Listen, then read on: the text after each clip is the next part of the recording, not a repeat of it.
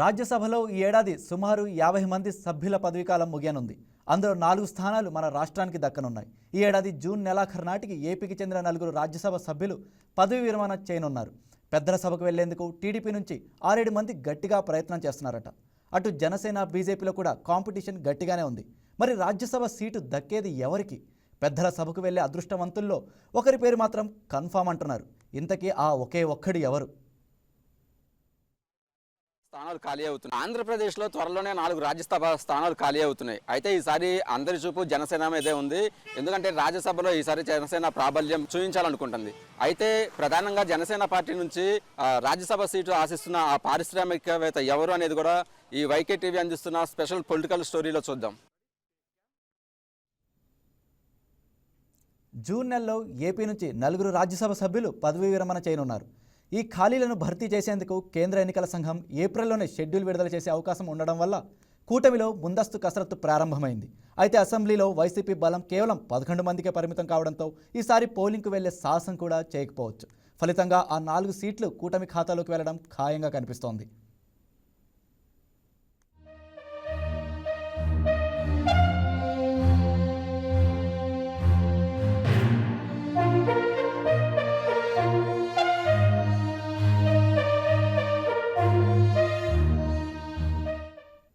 పదవి విరమణ చేయనున్న 4 రాజ్యసభ సభ్యుల్లో 3 వైసీపీకి చెందిన పరిమల్ నత్వాని, ఆల అయోధ్య రామిరెడ్డి, పిల్లి సుభాష్ చంద్రబోస్, మరొకరు టీడీపీకి చెందిన సానా సతీష్.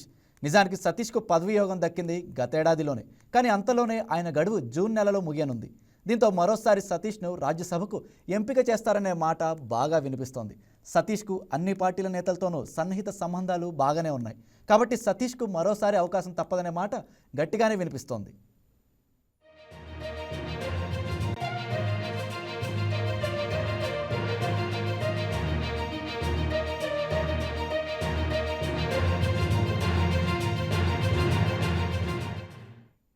ఇదంతా ఒక ఎత్తు అయితే పెద్దల సభకు విజయవాడకు చెందిన ప్రముఖ పారిశ్రామికవేత్త లింగంనేని రమేష్ వెళ్తారని టాక్ జోరుగా వినిపిస్తోంది. జనసేన తరపున లింగంనేని రమేష్ను రాజ్యసభకు పంపుతారని తెలుస్తోంది. లింగంనేని రమేష్ మొదటి నుంచి జనసేనలో కీలకంగా వ్యవహరిస్తున్నారు. జనసేనకు చెందిన మంత్రుల శాఖల వ్యవహారాల్లో కూడా ఆయన కీలకంగా మారని ఆ పార్టీ వర్గాలే చెబుతున్నాయి. గత కొన్ని సంవత్సరాలుగా జనసేన అధినేత పవన్ కళ్యాణ్తోనూ లింగంనేని రమేష్ అత్యంత సన్నిహితంగా ఉంటూ వస్తున్నారు.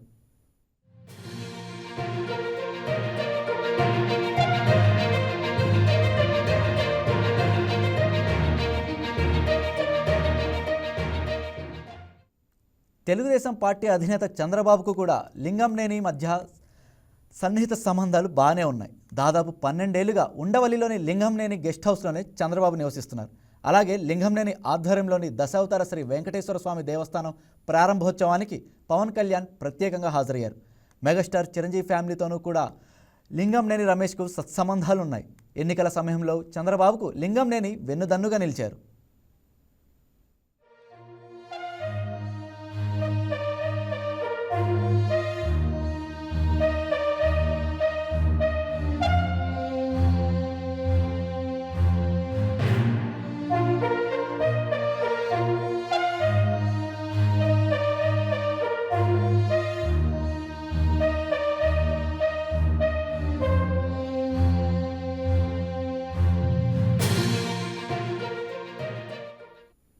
మొత్తంగా జనసేన నుంచి రాజ్యసభకు మెగా బ్రదర్ నాగబాబు వెళ్తారని మొదట టాక్ వినిపించినప్పటికీ సమీకరణల దృష్ట్యా ఆయనకు ఎమ్మెల్సీ ఇచ్చి కేబినెట్లో తీసుకుంటారనే ప్రచారం జరుగుతోంది.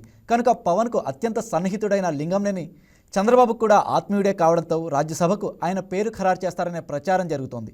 చూడాలి మరి అసలు ఏం జరుగుతుందో. సీఎం చంద్రబాబుకి డిప్యూటీ సీఎం పవన్ కళ్యాణ్కి అత్యంత సన్నిహితుల్లో ఉన్న లింగంనేని రమేష్ ఈసారి జనసేన పార్టీ నుంచి రాజ్యసభకు వెళ్తారంటూ కూడా రాజకీయ వర్గాల్లో చర్చ నడుస్తుంది.